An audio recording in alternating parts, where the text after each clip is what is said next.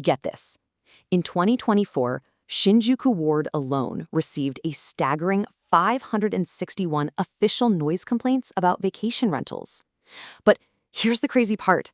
Almost none of those tourists were ever warned directly by the locals. Welcome to This Explainer. If you stick around, you'll discover exactly how to decode the Japanese culture of silence. We're going to figure out how to read the unspoken signs Japanese people give when they're secretly bothered, so you know the exact rules to avoid unknowingly embarrassing yourself. I mean, really think about that number for a second. 561 official complaints in just one single ward, filed straight to the authorities. Meanwhile, the travelers who actually caused all those complaints, they probably packed their bags, flew home, and were completely clueless that they'd upset anyone at all. They totally thought they were the perfect guests. And honestly, that's the incredible power of the culture we're unpacking today. We're going to master these hidden rules together so you can stop those invisible complaints from just piling up behind your back. It's all about protecting your reputation as a traveler and making absolutely sure your journey is nothing short of incredible.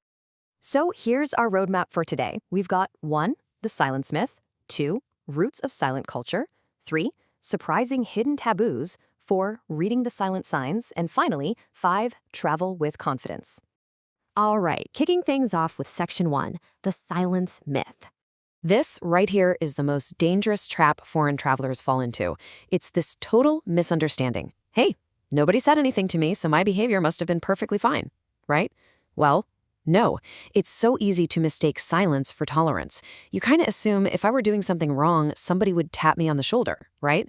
Actually, scratch that. Just because nobody scolds you definitely does not mean you're in the clear. Those invisible complaints could be piling up with the city authorities right now, secretly damaging your reputation. Which brings us to Section 2, Roots of Silent Culture. To really get this, we need to break it down layer by layer. First up, the background, harmony, or wa. In Japan, disrupting the atmosphere of a room is honestly seen as a bigger offense than the annoying behavior itself. Causing friction shatters the harmony. Next, the reason, shame avoidance. Correcting someone exposes both of you to a ton of public embarrassment. And finally, the reality, hidden complaints. Instead of confrontation, those grievances are routed through official administrative channels. It's practically a form of rational risk management for the community. So let's talk about shame culture. The key takeaway here is that ignoring bad behavior isn't about people being overly passive or tolerant. Not at all. It's a cultural framework designed to avoid calling attention to misconduct because doing so exposes literally everyone, you, the offender, the whole community, to public embarrassment. Maintaining that peaceful harmony protects mutual dignity. Moving right along to Section 3, surprising hidden taboos. Okay, this first example completely blows people's minds, no pun intended. In a lot of Western countries, sniffling in public is considered gross, right? The global expectation is that you get a tissue and blow your nose. But Japanese reality? It's the exact opposite. Sniffling is actually preferred. Making a loud, trumpeting, nose-blowing sound in public is seen as a really shameful noise disturbance. It's wild how manners are completely reversed here. Neither is right or wrong, they're just completely different baselines.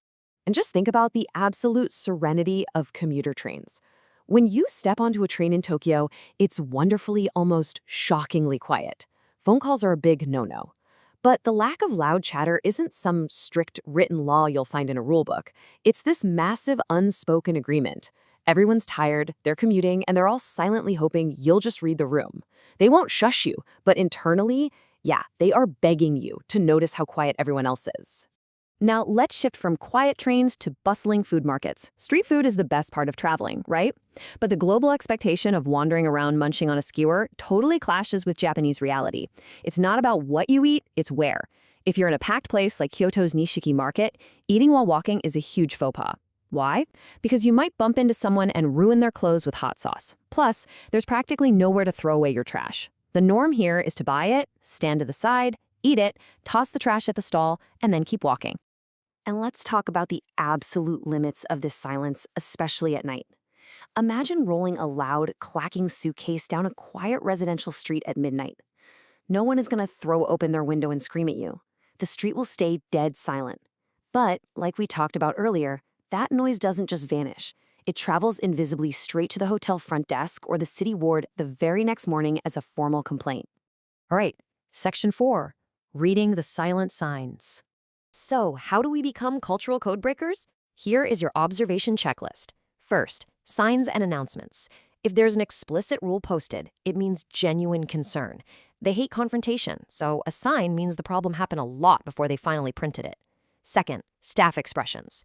Japanese hospitality is legendary, so they'll rarely tell you no directly. Instead, a troubled look, a slight head tilt, or a sharp intake of breath, total red flag. And third, the surrounding atmosphere. Just ask yourself, am I the only one making noise right now? If yes, that's your cue to dial it back. You really want to learn to notice those subtle shifts in the room. Because honestly, on the rare chance someone does speak up and correct someone else, say for blasting music on a train, the entire atmosphere just plummets. It gets so incredibly tense. Both parties take a massive social risk, and everyone around them kind of cringes. Your goal is to catch those quiet hints way before anyone is forced to break the silence. Which leads us nicely into Section 5, Travel with Confidence. Let's bring it all together with some super actionable tips. 1. On transit, just whisper and skip the phone calls. 2. For snacking, stop at the shop or find a quiet corner. Don't walk and eat. 3. With your luggage, try to physically lift your suitcases if you're leaving a neighborhood super late at night or early in the morning. And 4. For tissues, just wait to blow your nose until you're in the restroom. Boom. Just a few tiny adjustments make you the absolute perfect guest. Now, to be completely fair, this culture of silence is definitely a double-edged sword. On the good side, you are rarely criticized for minor mistakes. It's a really gentle, forgiving environment for travelers. But on the bad side, because you don't get that direct feedback, problems can worsen invisibly. You might be unknowingly damaging your reputation just because nobody told you otherwise. But hey, please don't let this intimidate you. Behind all this silence, there is so much warmth. Japanese people are genuinely thrilled that you're visiting their country. Even if they don't shout it from the rooftops, there's a deep, centuries-old tradition of hospitality just waiting to welcome you. By understanding cultural differences, we can actually make sense of each other's behavior.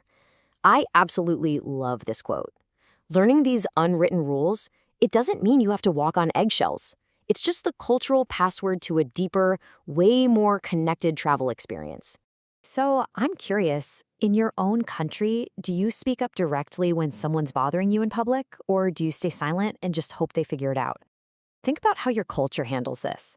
Keep these tips in your back pocket and go have an absolutely amazing journey to Japan.